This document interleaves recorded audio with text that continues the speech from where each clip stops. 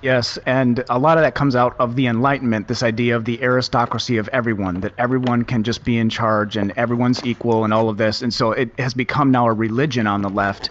And I was thinking about it the other day. The left really does want to transcend. They really do want these people groups that 200, 300, 400 years ago would have been considered primitives just because their history was much different. And they didn't have the historical grinder that we had in Western Europe.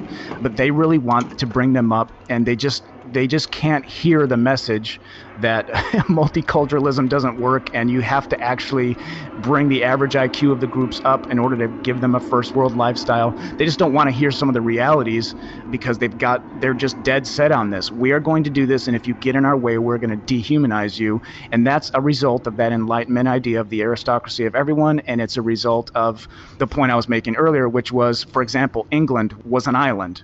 Western Europe was cut off a lot from some of the problems that Eastern Europe had. Like if you go to many places in Eastern Europe, they fought the Turks a lot, and so they're not in this whole thing of everybody's equal. They don't buy that because they had so much conflict with other groups. Yeah. Whereas Western Europe was relatively isolated from that, similar to Australia. You've got some barriers, you've got some natural barriers. So all these historical things play in as well, and that's one of the things we're fighting is just this instinct in white people to try to extend trust and realizing that there's limits to that. I think as well, I'm a Christian myself, and I think that it's the twisting and politicization of a lot of Christian values that has enabled white people collectively and in particular Western Europeans to make too many concessions and too many allowances for untruth and for violence and for parasitism, as opposed to understanding that you can love your neighbor, and sometimes the best way to love them is to actually not tolerate their bullshit whatsoever and to establish firm boundaries that cannot be crossed so that you're not setting them up for failure and war. How loving is it to create a situation of bubbling conflict that eventually spills into another world war where millions of people are killed? It's not very loving. But putting up a fence and saying this is my side and that's your side and we can peacefully coexist as long as nobody crosses that boundary, to me that seems to be a very loving and Christian act indeed. But a lot of Christians have forgotten that or don't understand that. Very good point. And it's interesting to hear you talk about as a Christian, because that's one of the things that we're going to face in America as well. And you can already see this argument going back and forth online. People get into big spats over it. The non-Christian right-wingers get in spats with the Christian right-wingers because they're saying, well, your universal love thing is going to shoot us in the foot. We can't have this. But the way you articulated it is it's actually loving to make sure that these people are not getting embroiled in a big conflict. That's an interesting way of putting it. Well, that's the thing is part of my coming to Christianity was learning, and it was C.S. Lewis's writing that helped me there, but it was learning that love is not the same as affection. It's not the same as trust. Love is wanting the best for people, is wanting people to understand truth, is wanting them to thrive. And I want all people and all nations to thrive. I don't want there to be suffering and conflict, but evidence and history shows that when you put a whole bunch of different peoples together and pretend they're all the same, it leads to terrible, terrible conflict. So, yeah, I just think the thing that actually will bring the best for everyone is voluntary peaceful separation. Ideally, that's what I'd like. And I don't even necessarily mean along racial lines, but I think that's where the chips will probably land. I mean along values and along ideas and along law, to say if this is the law of the land and if you cannot or will not adhere to it and you want to change it in a way that's corrupting, then you go make your own country and have your own laws that we don't like, and we won't interfere with yours, you don't interfere with ours. Yes, and that's another good fault line that you bring up is how will this fall along racial lines? Exactly. And, it's not only about race, but race is definitely a big part of it naturally. As you said, because people are human beings, birds of a feather flock together, my grandfather used to say. It's not a prescription, it's just an observation of reality, and it's just that we will work in solidarity with people who look and think like us. Yes, in America at least, if you were to just divide it by ideology, right? If you were to take the right-wingers and the left-wingers, you'd end up with around 80% white people at least, and then maybe the rest of them non-whites. And it's worth reminding people again, because I know a lot of people will be very uncomfortable with this subject, and I have been for years. I'm getting less and less uncomfortable with it because it's the truth. But China is for the Chinese, and they're absolutely unashamed about that. My father lives in China and works there, and it's been very, very difficult for him to, he's had to work very hard to be accepted in the eyes of the Chinese government. But he is being over time, and he's becoming more and more an integrated part of that culture, because he is putting aside a lot of his Western ideas and values that he's grown up with, and he's going, actually, China's the place for me, and I can work with this culture and these people. And they're saying, great, well, you're welcome then. But they're an ethno-state, and they will never let in so many white Western Europeans or any other race that could possibly overwhelm and lead to an ethnic Chinese minority. It will never happen in China. Japan, it's the same, they're ethnocentric. And you go to the Middle East as well, and you just find a whole bunch of ethnocentric tribes that hate each other. So why is everyone doing it, and why are we in the white European West pretending it's not a thing? Yeah, that goes back to our history too, and I'll see if I can articulate it. One of the things that we learned as Western Europeans, due to some unique historical circumstances, is we learned that extending trust and gaining cooperation pays off massively with wealth. Yeah. And so we learned that if we can, when you and I interact, we have three choices basically. We can either fight, or we can just leave each other alone, or we can cooperate. Well, the one that produces the most wealth, if we can find something of value to trade with each other, is to cooperate. So Western people figured this out, and it's almost part of our DNA now, in a sense. We just naturally do this. And so what the white leftists are doing is they're taking this and they're like, why can't we just extend cooperation and trust to all these other non-white people that are coming in? And why do you mean right-wingers not want to extend them cooperation and trust? And we right-wingers are saying there's limits to this, because there's no reciprocity. Do these people care about us? No, they don't really. Do they? Can they offer us? If you're bringing a group of people in that has an average IQ of 90, how can they reciprocate? It's just a cost on us. And not that we don't want them to have better lives, but we just can't continue to bear costs and bear costs and bear costs. Yes, yeah, that's right. Yeah, I've got my own family to worry about first, and it's hard enough to raise a family in the West with the amount that we're being taxed. And then when you see what the tax money is being used for, it's a terrible betrayal. Terrible betrayal. Absolutely. And this is one of the things I talk about a lot, is we're dealing with instincts here. A lot of what people are doing is just instinct. When these leftists are saying you're a Nazi if you want to have borders, that's just an instinct. That's that Western, let's reach out and cooperate. Let's believe in people. Let's believe in the best of people. Let's believe in the Enlightenment idea of the aristocracy of everyone. Everyone's equal. It's just these instincts run amok. And they're being taken advantage of, quite deliberately by Marxists and, postmodernists who are trying to pull the rug of objective truth out from underneath us, and pull the rug of reciprocity out from underneath us, and then bank on our Christian charitable ethic, and bank on our high trust white Western European ethic, and just redistribute. Yep. And that's why I say we as Western European peoples, we're learning a very important lesson now. It's a very painful lesson, but it's a very similar thing to, you may have experienced this, I've definitely experienced this in my personal life, where I have a strength, but the flip side of that strength is a weakness.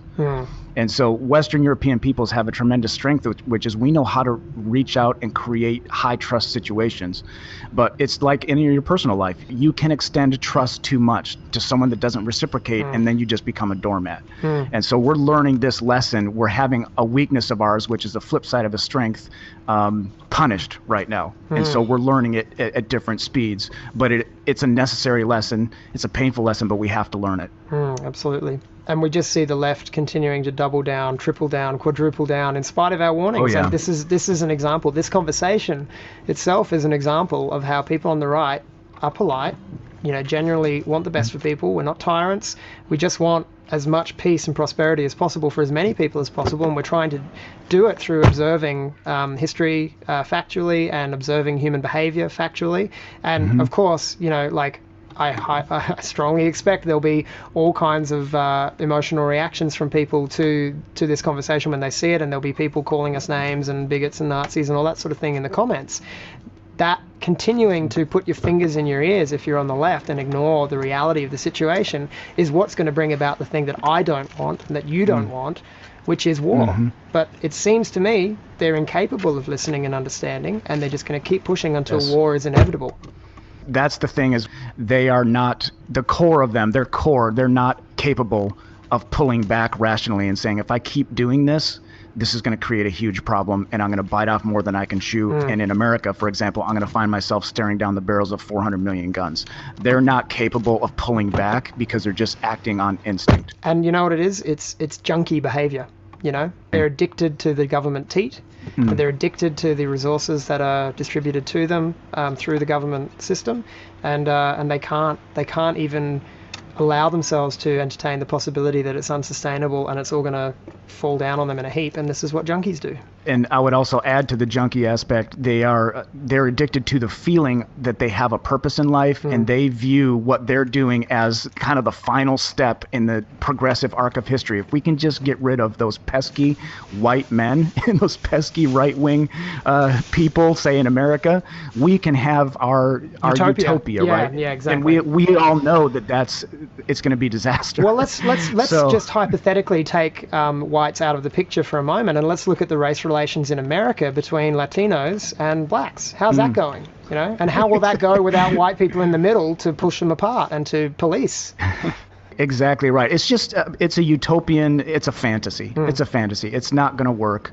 And this brings me back to propertarianism. One of the reasons that I really want to popularize propertarianism is, let's say we get through this, right, James? Let's say America, Western civilization gets through this and we're able to implement something better, make some improvements. We don't want our descendants to have to go through this again in another 100 years, 50 years, 200 years.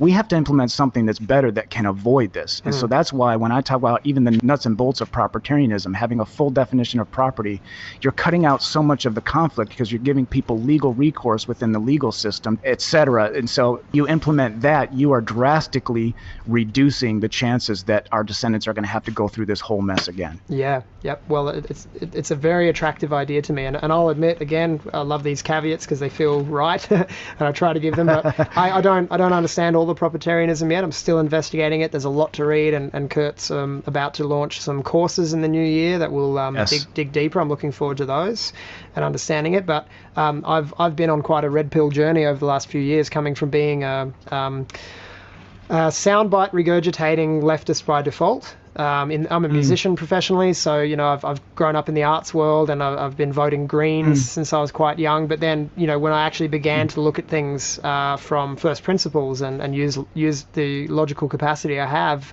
to analyze things, it led me quickly to Ayn Rand, which led me quickly to, you know, calling myself a libertarian, which led me quickly to realizing there are limits and big holes in the libertarian philosophy as we know it that need to be addressed. And so it's been a long journey for me to even be able to touch these topics with any level of comfort, because firstly, I was conflating a lot of ideas and blowing things out of proportion. And secondly, other people do that all the time, and they will here just the same.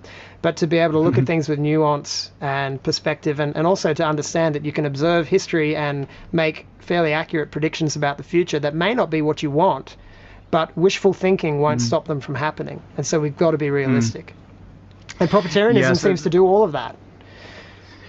Yes, it really ties the pieces well together for me in my mind. And you know what, that's one thing I've appreciated about Kurt as well, is he tries to be, as you know, he tries to be accurate to the greatest extent possible. I can see there are group patterns. There are group patterns in the data, et cetera, but I always just try to say, listen, there are a lot of exceptions. Anytime you're talking about a group pattern, there are many, many exceptions. We're not throwing the whole group under this one label, that type of thing. And that goes back to the alt-right has abandoned that a little bit, and they're taking on the left's tactics because they feel they have no other choice in many cases, because they're not having any legal recourse. So like you said, propertarianism really fixes a lot of this dynamic.